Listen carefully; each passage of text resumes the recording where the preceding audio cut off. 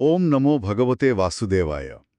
आजिर आलोचनारे आमे एक बहुत विशेष यात्रारे बाहरिबा। हाँ। आमे अति बड़ी जगन्नाथ दासंको ओडिया भागवतर सेई गभीर अध्यायକୁ बुझिबाकू चेष्टा करिबा। ଯେଉଁଠି ସୃଷ୍ଟିକର୍ତ୍ତା ବ୍ରହ୍ମା ନିଜେ ଦେବର୍ଷି ନାରଦଙ୍କୁ କହୁଛନ୍ତି। ଠିକ୍, ଭଗବାନଙ୍କ ସେହି ବିରାଟ ସ୍ୱରୂପ ବିଷୟରେ। ଆଉ ଏଇଟା କେବଳ ଗୋଟେ ବର୍ଣ୍ଣନା ନୁହେଁ, ଏମିତି ଲାଗେ ଯେମିତି ଏହା ସମଗ୍ର ବ୍ରହ୍ମାଣ୍ଡର ଗୋଟେ ନକ୍ସା। ଏକଦମ। ଆଉ ଏହି ନକ୍ସାକୁ ବୁଝିବା ମାନେ ଅତ୍ୟନ୍ତ ମହତ୍ୱପୂର୍ଣ୍ଣ, କାରଣ ଏଥିରେ ଖାଲି ଦେବତା କି ଗ୍ରହ ନକ୍ଷତ୍ରଙ୍କ କଥା ନାହିଁ। ନା, ସେତିକି ନୁହେଁ।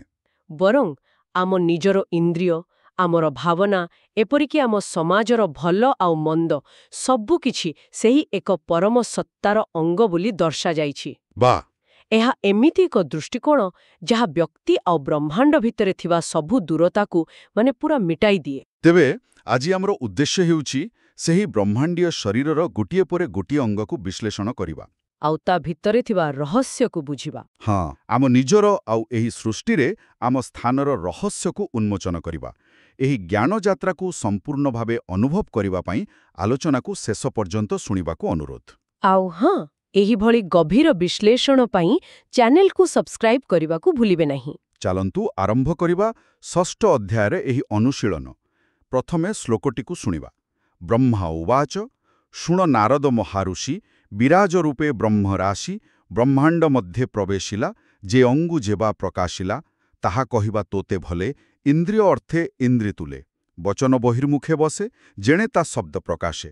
ତେବେ ବ୍ରହ୍ମା ଏଇ ଯେଉଁ ବିରାଟ ବର୍ଣ୍ଣନା କରୁଛନ୍ତି ତାର ଆରମ୍ଭ ହେଉଛି ବଚନରୁ, ମାନେ ବାକ୍ ଶକ୍ତିରୁ। ହଁ, ସେଇଟା ବହୁତ ଇଣ୍ଟରେଷ୍ଟିଂ ଏହିଟି ପାଇଁ ଯେ ସବୁ ଇନ୍ଦ୍ରିୟ ଭିତରେ ପ୍ରଥମେ ବାଣୀକୁ ହିଁ ସ୍ଥାନ ଦିଆଗଲା, ଆଉ ତାର ଅଧିଷ୍ଠାତା ଦେବତା ହେଲେ ଅଗ୍ନି। ଠିକ୍। ତ ଏହା ପଛରେ କିଛି ବିଶେଷ କାରଣ ଅଛି ବୋଲି ଲାଗୁଛି କି? ବାକ୍ ଶକ୍ତି କାହିଁକି ଏତେ ଗୁରୁତ୍ୱପୂର୍ଣ୍ଣ? ଏଇଟା ଗୋଟେ ବହୁତ ଭଲ ପ୍ରଶ୍ନ। ଦେଖନ୍ତୁ, ବୈଦିକ ପରମ୍ପରାରେ ଶବ୍ଦକୁ ହିଁ ବ୍ରହ୍ମ କୁହାଯାଏ। ଆଚ୍ଛା, ଶବ୍ଦ ହିଁ ବ୍ରହ୍ମ। ହଁ, ସୃଷ୍ଟିର ଆରମ୍ଭ ହିଁ ଧ୍ୱନିରୁ ହୋଇଥିଲା।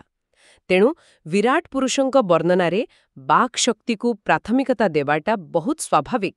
ଆଉ ଅଗ୍ନିଙ୍କ ସହିତ ଏହାର ସମ୍ପର୍କ? ସେ ସମ୍ବନ୍ଧଟା ଆହୁରି ଗଭୀର। ଅଗ୍ନି ହେଉଛି ଶକ୍ତି, ରୂପାନ୍ତରଣ ଆଉ ଯଜ୍ଞର ପ୍ରତୀକ। ଆମେ ଯେତେବେଳେ କଥା କହୁ, ଆମେ କ'ଣ କରୁ? ଆମ ବିଚାରକୁ ଶକ୍ତିରେ ରୂପାନ୍ତରିତ କରୁ। ଓହୋ। ତେଣୁ ଆମର ପ୍ରତ୍ୟେକ ଶବ୍ଦ ଗୋଟେ ଯଜ୍ଞ ଭଳି। ଏହି ପଦ ଆମକୁ ମନେ ପକାଇ ଦେଉଛି ଯେ ଆମ ବାଣୀ କେତେ ଶକ୍ତିଶାଳୀ। ଆଉ ଏହାର ଉତ୍ସ ହେଉଛନ୍ତି ସ୍ୱୟଂ ପରମ ବ୍ରହ୍ମ। ଏକ୍ଜାକ୍ଟ। ତାମାନେ ଯେତେବେଳେ ଆମେ କଥା କହୁଛୁ ଆମେ ପ୍ରକାରାନ୍ତରରେ ସେହି ବ୍ରହ୍ମାଣ୍ଡୀୟ ଅଗ୍ନିକୁ ହିଁ ବ୍ୟବହାର କରୁଛୁ। କରେକ୍ଟ। ବାଃ! ଏହା ଶବ୍ଦର ଶକ୍ତି ବିଷୟରେ ଚିନ୍ତା କରିବାର ଦୃଷ୍ଟିକୋଣକୁ ପୁରା ବଦଳାଇ ଦେଉଛି। ଆଗକୁ ଦେଖିବା ଅନ୍ୟ ଇନ୍ଦ୍ରିୟଗୁଡ଼ିକ କେମିତି ଯୋଡ଼ି ହୋଇଛନ୍ତି। ହଁ। ପରବର୍ତ୍ତୀ ଶ୍ଲୋକରେ ଅଛି ଶପଥ ଛନ୍ଦ ଧାତୁ ଯେତେ ଦେହେରେ ବସେ ତା ବାହ୍ୟାନ୍ତେ ରସନା ସରରସେ ବସେ ଜଳାଧିପତି ଯହିଁ ବସେ ସେ ଦେବ ପିତୃ ନରଙ୍କର ଅନ୍ନର ସ୍ଥାନ ସେ ଆବର ପ୍ରାଣ ସହିତ ଦଶ ପ୍ରାଣ ସୁଗନ୍ଧ ଦୁର୍ଗନ୍ଧ ଆଘ୍ରାଣ ନାସାବିବିରେ ଆଶ୍ରୟୀ କଲେ ଅଶ୍ୱିନୀ କୁମାରଙ୍କ ତୁଳେ। ତେବେ ଏଠାରେ ଜିହ୍ୱାକୁ ଜଳାଧିପତି ବରୁଣଙ୍କ ସହିତ ଆଉ ନାସାକୁ ଅଶ୍ୱିନୀ କୁମାର ଓ ପ୍ରାଣବାୟୁ ସହିତ ଯୋଡ଼ାଯାଇଛି। ହଁ। ଏଇଟା ଖାଲି କାବ୍ୟିକ କଳ୍ପନା ଭଳି ଲାଗୁନି, ଏହା ପଛରେ କିଛି କ'ଣ କହିଲେ ବୈଜ୍ଞାନିକ ସତ୍ୟତା ଥିବା ପରି ଲାଗୁଛି। କେମିତି? ଯେମିତି ସ୍ୱାଦ ପାଇଁ ଜଳ ବା ଲାଳ ଦରକାର ଆଉ ଗନ୍ଧ ପାଇଁ ବାୟୁ। ପୁରାଣ କ'ଣ ଏଠି ଆଧୁନିକ ବିଜ୍ଞାନର ମୂଳତତ୍ତ୍ୱକୁ ଛୁଉଁଛି? ହଁ, ନିଶ୍ଚୟ, ନିଶ୍ଚିତ ଭାବରେ। ଏହାକୁ ମାଇକ୍ରୋକୋଜମ ଓ ମାକ୍ରୋକୋଜମର ସିଦ୍ଧାନ୍ତ କୁହାଯାଇପାରେ। ଯାହା ବ୍ରହ୍ମାଣ୍ଡେ ତାହା ପିଣ୍ଡେ। ଠିକ୍ ସେଇଆ। ବିରାଟ ପୁରୁଷଙ୍କ ଜିହ୍ୱାରେ ବରୁଣ ମାନେ ଜଳ ବାସ କରନ୍ତି, ଯାହା 6 ପ୍ରକାରର ରସକୁ ଅନୁଭବ କରାଏ। ଆଉ ଏଇଟା ଖାଲି ଗୋଟେ ଇନ୍ଦ୍ରିୟ ନୁହେଁ? ନା, ଏହା ଦେବତା, ପିତୃପୁରୁଷ ଓ ମନୁଷ୍ୟଙ୍କ ପାଇଁ ଅନ୍ନର ସ୍ଥାନ, ମାନେ ଆମ ପୋଷଣର ଆଧାର ହିଁ ସେହି ପରମ ସତ୍ତା। ବୁଝିଲି। ସେମିତି ନାସାରେ ପ୍ରାଣବାୟୁ ସହିତ ଅଶ୍ୱିନୀ କୁମାର, ସେମାନେ ତ ଦେବତାଙ୍କର ବୈଦ୍ୟ। ହଁ, ଠିକ୍। ତେଣୁ ଏହା ସୂଚାଉଛି ଯେ ଆମର ଶ୍ୱାସକ୍ରିୟା କେବଳ ବଞ୍ଚିବାର ମାଧ୍ୟମ ନୁହେଁ, ଏହା ଆମର ଆରୋଗ୍ୟ ଆଉ ସ୍ୱାସ୍ଥ୍ୟର ମଧ୍ୟ ଆଧାର। ଏବେ ଆସିବା ଦର୍ଶନ, ଶ୍ରବଣ ଆଉ ସ୍ପର୍ଶ ଇନ୍ଦ୍ରିୟ କଥାକୁ। ଏଗୁଡ଼ିକ ତ ଆମକୁ ବାହ୍ୟ ଜଗତ ସହ ଯୋଡ଼ିବାର ମୁଖ୍ୟ ମାଧ୍ୟମ। ହଁ, ନିଶ୍ଚୟ। ତେବେ ଶ୍ଲୋକରେ କୁହାଯାଇଛି ଚକ୍ଷୁ ଇନ୍ଦ୍ରିୟ ରୂପ ଅର୍ଥେ ସୂର୍ଯ୍ୟପ୍ରକାଶ ଦୃଷ୍ଟିପଥେ ଶବ୍ଦାର୍ଥେ କର୍ଣ୍ଣବେଣୀ ଦିଗ ବସଇ ତୀର୍ଥ ଘେଣି ସେ ଦେବଦେହେ ଚର୍ମଦେଶେ ସ୍ପର୍ଶ ପବନ ପ୍ରକାଶେ ଯେ ସର୍ବଯଜ୍ଞ ବସ୍ତୁସାର ସର୍ବସୌଭାଗ୍ୟର ବ୍ୟବହାର ଚର୍ମ ଉପରେ ରୋମଭେଦୀ ସେ ବୃକ୍ଷ ଜେଣେ ଯଜ୍ଞ ସାଧି ଚକ୍ଷୁରେ ସୂର୍ଯ୍ୟ ଏଟା ସ୍ପଷ୍ଟ କିନ୍ତୁ କର୍ଣ୍ଣରେ ଦିଗ ବାସ କରିବା ମାନେ ଏହା ଏକ ଅଦ୍ଭୁତ କଳ୍ପନା ଭଳି ଲାଗୁଛି। ଏହା କ'ଣ ଖାଲି ଶବ୍ଦର ଦିଗକୁ ବୁଝାଉଛି ନା ଏହାର କିଛି ଗଭୀର ଦାର୍ଶନିକ ଅର୍ଥ ଅଛି? ଏହାର ଅର୍ଥ ବହୁତ ଗଭୀର। କର୍ଣ୍ଣରେ ଦିଗବାସ କରିବାର ଅର୍ଥ ହେଉଛି ପ୍ରକୃତ ଶ୍ରବଣ ପାଇଁ ଆପଣଙ୍କୁ ସବୁ ଦିଗରୁ ସବୁ ଦୃଷ୍ଟିକୋଣରୁ ଆସୁଥିବା ଶବ୍ଦକୁ ଗ୍ରହଣ କରିବାକୁ ପଡ଼ିବ। ମାନେ ଗୋଟେ ଖୋଲା ମନର ପ୍ରତୀକ ଏକଦମ। କିନ୍ତୁ ମୋତେ ସବୁଠୁ ଅଧିକ ଆକର୍ଷିତ କରୁଛି ଚର୍ମର ବର୍ଣ୍ଣନା। ଚର୍ମରେ ବାୟୁ ବାସ କରନ୍ତି ଯାହା ସ୍ପର୍ଶ ଜ୍ଞାନ ଦିଏ। ଆଉ ତାପରେ ହଠାତ୍ କୁହାଯାଉଛି ଯେ ଚର୍ମ ଉପରେ ଥିବା ରୋମଗୁଡ଼ିକ ହେଉଛି ବୃକ୍ଷ ଯାହା ଯଜ୍ଞ ପାଇଁ ସାମଗ୍ରୀ ଯୋଗାଏ। ସେଇଠି ମୁଁ ବି ଅଟକିଗଲି। ମଣିଷ ଶରୀରର ରୋମକୁ ସିଧାସଳଖ ଯଜ୍ଞର ବୃକ୍ଷ ସହିତ ଯୋଡ଼ି ଦିଆଯାଇଛି। ଏହି ରୂପକର ଅର୍ଥ କ'ଣ ହୋଇପାରେ? ଏଇଟା ମଣିଷ ଆଉ ପ୍ରକୃତି ଭିତରେ ଥିବା ଅଭେଦ ସମ୍ପର୍କକୁ ଦର୍ଶାଉଛି। ଆଚ୍ଛା। ଯେମିତି ପୃଥିବୀର ଚର୍ମ ଉପରେ ବୃକ୍ଷରାଜି ଅଛନ୍ତି ଯାହା ସମଗ୍ର ଜୀବଜଗତକୁ ଧାରଣ କରିଛି ଆଉ ଯଜ୍ଞ ମାନେ କର୍ମ ପାଇଁ ସମ୍ବଳ ଯୋଗାଉଛି, ଠିକ୍ ସେହିପରି ବିରାଟ ପୁରୁଷଙ୍କ ଶରୀର ଉପରେ ଥିବା ରୋମରୂପୀ ବୃକ୍ଷ ସମଗ୍ର ସୃଷ୍ଟିର ସୌଭାଗ୍ୟର ଆଧାର। ମାନେ ଆମେ ପ୍ରକୃତିଠାରୁ ଅଲଗା ନୁହଁ। ବିଲକୁଲ ନୁହେଁ, ଆମେ ତାହାରି ଏକ ଅଂଶ। ପ୍ରକୃତିକୁ କ୍ଷତି ପହଞ୍ଚାଇବା ମାନେ ନିଜ ଶରୀରକୁ କ୍ଷତି ପହଞ୍ଚାଇବା ସହ ସମାନ। ଏବେ ଇନ୍ଦ୍ରିୟଗୁଡ଼ିକର କଥା ତ ଆମେ ଦେଖିଲେ, କିନ୍ତୁ ଏହି ଅନୁଭବକୁ କାର୍ଯ୍ୟରେ ପରିଣତ କରୁଥିବା ବାହ୍ୟ ଅଙ୍ଗ ଆଉ ସେଥିରେ ଥିବା ଶକ୍ତି ବିଷୟରେ ଭାଗବତ କ'ଣ କହୁଛି? ସେଇଟା ବି ଦେଖିବା। ଚାଲନ୍ତୁ ଶ୍ଲୋକଟି ଶୁଣିବା।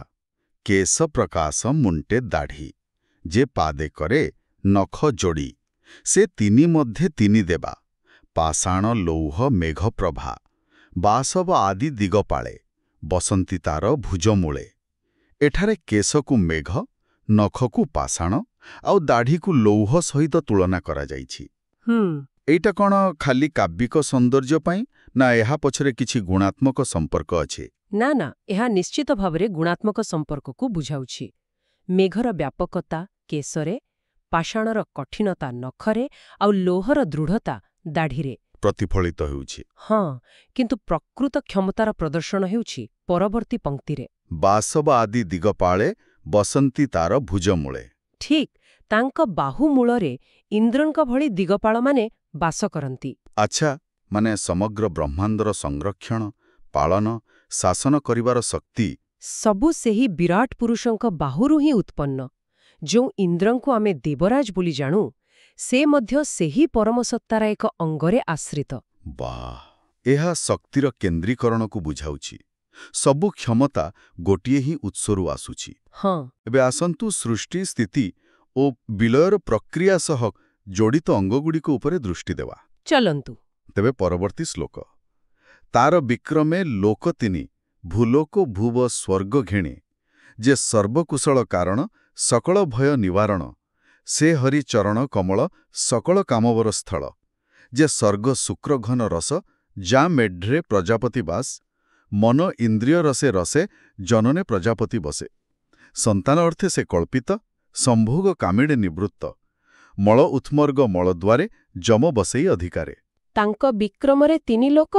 ଏହା ଶୁଣିବା ମାତ୍ରେ ବାମନ ଅବତାର କଥା ମନକୁ ଆସୁଛି। ମୋର ବି, ଯୋଉଠି ଭଗବାନ ତିନି ପାଦରେ ସମଗ୍ର ବ୍ରହ୍ମାଣ୍ଡକୁ ମାପି ଦେଇଥିଲେ। ମାନେ ତାଙ୍କର ଗତି ହିଁ ସ୍ଥାନ ଆଉ କାଳର ସୃଷ୍ଟି କରୁଛି। ସମ୍ପୂର୍ଣ୍ଣ ଠିକ୍। ତାଙ୍କର ପଦକ୍ଷେପ ହିଁ ତିନି ଲୋକର ଆଧାର। ତାଙ୍କର ଚରଣକୁ ସକଳ କୁଶଳର କାରଣ, ଭୟର ନିବାରଣ ଆଉ ସବୁ କାମନା ପୂରଣର ସ୍ଥଳ ବୋଲି କୁହାଯାଇଛି। ଆଉ ତାପରେ ସୃଷ୍ଟିର ପ୍ରକ୍ରିୟା। ପ୍ରଜନନ ଅଙ୍ଗରେ ସ୍ୱୟଂ ସୃଷ୍ଟିକର୍ତ୍ତା ପ୍ରଜାପତି ବାସ କରନ୍ତି। କିନ୍ତୁ ଏଠି ଦେଖନ୍ତୁ, ସ୍ପଷ୍ଟ ଭାବେ କୁହାଯାଇଛି ଯେ ଏହା କେବଳ ସନ୍ତାନ ବା ସୃଷ୍ଟିର ଧାରାକୁ ବଜାୟ ରଖିବା ପାଇଁ। କେବଳ ଇନ୍ଦ୍ରିୟ ସୁଖ ପାଇଁ ନୁହେଁ, ଏହା ସୃଷ୍ଟିର ପବିତ୍ରତାକୁ ଦର୍ଶାଉଛି। ଆଉ ସୃଷ୍ଟିର ବିପରୀତ ହେଉଛି ବିସର୍ଜନ, ମାନେ ତ୍ୟାଗ। ତ ମଳଦ୍ୱାରରେ ଯମରାଜଙ୍କ ବାସ, ଏଇଟା ଟିକେ ଅଜବ ଲାଗୁନି? ଅଜବ ଲାଗିପାରେ, କିନ୍ତୁ ଏହାକୁ ଶାବ୍ଦିକ ଅର୍ଥରେ ନୁହେଁ, ପ୍ରତୀକାତ୍ମକ ଭାବେ ଦେଖିବାକୁ ହେବ। ଶରୀରରୁ ବର୍ଜ୍ୟବସ୍ତୁକୁ ବାହାର କରିବା ଗୋଟେ ବହୁତ ଗୁରୁତ୍ୱପୂର୍ଣ୍ଣ ପ୍ରକ୍ରିୟା। ହଁ, ଶରୀରକୁ ଶୁଦ୍ଧ ରଖିବା ପାଇଁ। ଠିକ୍। ଆଉ ଯମ ହେଉଛନ୍ତି ଧର୍ମ ଓ ଶୃଙ୍ଖଳାର ଦେବତା। ତେଣୁ ଶରୀରର ଏହି ଶୁଦ୍ଧିକରଣ ପ୍ରକ୍ରିୟା ସେହି ବ୍ରହ୍ମାଣ୍ଡୀୟ ଶୃଙ୍ଖଳାର ଏକ ଅଂଶ। ମାନେ ଯାହା ଅନାବଶ୍ୟକ ତାକୁ ତ୍ୟାଗ କରିବା ମଧ୍ୟ ଏକ ଧାର୍ମିକ କାର୍ଯ୍ୟ। ଏକଦମ। ବର୍ତ୍ତମାନ ପର୍ଯ୍ୟନ୍ତ ତ ଆମେ ବାହ୍ୟ ଅଙ୍ଗ ବିଷୟରେ ଆଲୋଚନା କରୁଥିଲେ। ଏବେ ଆସନ୍ତୁ ସେହି ବିରାଟ ଶରୀରର ଭିତରକୁ ଯିବା। ହଁ, ଯେଉଁଠି କିଛି ଆଶ୍ଚର୍ଯ୍ୟଜନକ ଆଉ ଦ୍ୱନ୍ଦ୍ୱପୂର୍ଣ୍ଣ ତତ୍ତ୍ୱ ବି ଅଛି। ଠିକ୍। ଚାଲନ୍ତୁ ଶ୍ଲୋକଟି ଶୁଣିବା। ନାଡି ସମୂହେ ନଦୀ ନଦେ, ଗିରି ସମୂହେ ଅସ୍ଥି ଭେଦେ, ପାୟୁ ଦରକ ଯମକ୍ଷେତ୍ର, ତା ମଳତ୍ୟାଗ ସ୍ଥାନ ମିତ୍ର, ହିଂସା ଅଲକ୍ଷ୍ମୀ ମୃତ୍ୟୁତହି, ନିୟତ ବସତି କରଇ, ସେ ଜୀବଦେହେ ପୃଷ୍ଠଦେଶେ, ଅଧର୍ମ ସଙ୍ଗେ ତମୁ ବସେ, ସପ୍ତସିନ୍ଧୁ ଗର୍ଭେ ରହି, ଭୋଜନେ ତୁଷ୍ଟି ପୁଷ୍ଟି ବହି, ଉଦରେ ମୃତ୍ୟୁ ହୃଦଦେଶେ, ସର୍ବବ୍ୟାପକ ମନ ବସେ। ଓକେ, ଏଇଠି କଥାଟା କ'ଣ କହିଲେ ବହୁତ ଜଟିଳ ହୋଇଯାଉଛି। ନାଡିକୁ ନଦୀ, ଅସ୍ଥିକୁ ପର୍ବତ ସହ ତୁଳନା କରିବା ଯାଏଁ ଠିକ୍ ଥିଲା, କିନ୍ତୁ ହଠାତ୍ ତାଙ୍କ ଶରୀରରେ ହିଂସା, ଅଲକ୍ଷ୍ମୀ, ମୃତ୍ୟୁ, ଏପରିକି ଅଧର୍ମ ଓ ଅଜ୍ଞାନକୁ ସ୍ଥାନ ଦିଆଯାଇଛି। ଏହା ଶୁଣିବାକୁ ଟିକେ ଆଶ୍ଚର୍ଯ୍ୟଜନକ ଲାଗୁଛି। ଆମେ ତ ଭଗବାନଙ୍କୁ କେବଳ ସକାରାତ୍ମକ ଗୁଣର ଆଧାର ବୋଲି ଭାବୁ। ସାଧାରଣତଃ। ତେବେ ଏହି ନକାରାତ୍ମକ ତତ୍ତ୍ୱଗୁଡ଼ିକୁ ତାଙ୍କ ଶରୀରରେ ସ୍ଥାନ ଦେବାର ଅର୍ଥ କ'ଣ? ଏହା କ'ଣ ସେହି ତତ୍ତ୍ୱଗୁଡ଼ିକୁ ସ୍ୱୀକୃତି ଦେଉଛି? ଦେଖନ୍ତୁ, ଏହା ଏହି ସମ୍ପୂର୍ଣ୍ଣ ଅଧ୍ୟାୟର ସବୁଠାରୁ ଗଭୀର ଆଉ ଗୁରୁତ୍ୱପୂର୍ଣ୍ଣ ଅଂଶ। ଏହା ସେହି ତତ୍ତ୍ୱଗୁଡ଼ିକୁ ସ୍ୱୀକୃତି ଦେଉନାହିଁ, ବରଂ ବାସ୍ତବତାକୁ ସ୍ୱୀକାର କରୁଛି। ବିରାଟ ସ୍ୱରୂପ କେବଳ ଆମ କଳ୍ପନାର ଭଲ ଜିନିଷର ସମାହାର ନୁହେଁ। ଏହା ସମସ୍ତ ଜିନିଷର ସମାହାର। ଏକଦମ। ସୃଷ୍ଟିରେ ଯାହା କିଛି ଅଛି, ଆଲୋକ ଓ ଅନ୍ଧକାର, ଧର୍ମ ଓ ଅଧର୍ମ, ଜୀବନ ଓ ମୃତ୍ୟୁ, ସବୁକିଛି ସେହି ପରମ ସତ୍ତାଙ୍କ ଭିତରେ ହିଁ ସମ୍ଭବ। ଆଚ୍ଛା। ଅଧର୍ମକୁ ତାଙ୍କ ପୃଷ୍ଠଦେଶରେ ସ୍ଥାନ ଦିଆଯାଇଛି, ମାନେ ଯାହାକୁ ଆମେ ପଛରେ ଛାଡ଼ି ଆଗକୁ ବଢ଼ିବା ଉଚିତ। ଓହୋ। ହିଂସା ଓ ମୃତ୍ୟୁକୁ ମଳତ୍ୟାଗ ସ୍ଥାନରେ ରଖାଯାଇଛି, ଅର୍ଥାତ୍ ଯାହାକୁ ବିସର୍ଜନ କରିବା ଆବଶ୍ୟକ। ବୁଝିଲି। ତାହେଲେ ଏହା ସେହି ତତ୍ତ୍ୱଗୁଡ଼ିକୁ ଗୌରବାନ୍ୱିତ କରୁନାହିଁ, ବରଂ ସୃଷ୍ଟିର ସମ୍ପୂର୍ଣ୍ଣ ଚିତ୍ରରେ ସେମାନଙ୍କର ସ୍ଥାନ କେଉଁଠି ତାହା ନିର୍ଦ୍ଧାରଣ କରୁଛି। ଠିକ୍। ଏହା ଏକ ସାଧାରଣ ଭଲ ମନ୍ଦର ଦ୍ୱନ୍ଦ୍ୱଠାରୁ ବହୁତ ଉପରେ। ତେବେ ତାଙ୍କ ଉଦରରେ ସପ୍ତ ସିନ୍ଧୁ ଆଉ ହୃଦୟରେ ସର୍ବବ୍ୟାପକ ମନ। ହଁ, ଉଦରରେ ସପ୍ତସିନ୍ଧୁ, ଯାହା ପୋଷଣ ଆଉ ଧାରଣ କ୍ଷମତାର ପ୍ରତୀକ। ସମଗ୍ର ସୃଷ୍ଟିର ଭରଣପୋଷଣ ସେଇଠୁ ହୁଏ। ଆଉ ହୃଦୟରେ ମନ। ଏଇଟା କୌଣସି ବ୍ୟକ୍ତିଗତ ମନ ନୁହେଁ। ଏହା ହେଉଛି ବ୍ରହ୍ମାଣ୍ଡୀୟ ମନ ବା କସ୍ମିକ୍ ମାଇଣ୍ଡ, ଯାହା ସବୁଠି ବ୍ୟାପ୍ତ। ସମଗ୍ର ସୃଷ୍ଟିର ଚିନ୍ତା, ଭାବନା, ସଂକଳ୍ପ ସବୁର ଉତ୍ସ ହେଉଛି ସେହି ହୃଦୟ। ରୂପରେ ସବୁ ବସ୍ତୁ, ଇନ୍ଦ୍ରିୟ, ଦେବତା, ଏପରିକି ଭଲ ମନ୍ଦର ଭାବନା ବି ସମାହିତ। ହଁ। ଏବେ ଆସନ୍ତୁ ଦେଖିବା ଏହି ମହାନାଟକର ଚରିତ୍ରମାନେ, ସମସ୍ତ ଜୀବଜଗତ, ସେମାନେ କେଉଁଠି ସ୍ଥାନ ପାଇଛନ୍ତି। ହଁ, ଶେଷରେ ସେଇଠି ପହଞ୍ଚିବା। ଚାଲନ୍ତୁ ଶେଷ ଶ୍ଲୋକଗୁଡ଼ିକୁ ଶୁଣିବା। ବିରାଟ ଆତ୍ମା ଦେହ ମଧ୍ୟେ ବସଇ ସକଳ ସମ୍ପଦେ, ଧର୍ମ ସଙ୍ଗତେ ପଦ୍ମଯୋନି, ତୋ ସଙ୍ଗେ କୁମାରଙ୍କୁ ଘେନି, ବିଜ୍ଞାନ ସତ୍ତ୍ୱ ରୁଦ୍ର ସଙ୍ଗେ, ସର୍ବେ ଆଶ୍ରିତ ଆତ୍ମା ଅଙ୍ଗେ, ବ୍ରହ୍ମା ନାରଦ ଭବ ଆଦି, ମୁନିଏ ଯେତେ ବେଦବାଦୀ, ସୁର ଅସୁର ନରନାଗ, ଯେ ସରୀସୃପ ଖଗ ମୃଗ। ଏଠି ସବୁକିଛି ଏକାଠି ହୋଇଯାଉଛି। ବ୍ରହ୍ମା, ରୁଦ୍ର, ମୁନି, ଋଷି, ଦେବତା, ଅସୁର, ମଣିଷ, ପଶୁ, ପକ୍ଷୀ, ସମସ୍ତେ ସେଇ ଗୋଟିଏ ଆତ୍ମା ଅଙ୍ଗରେ ଆଶ୍ରିତ।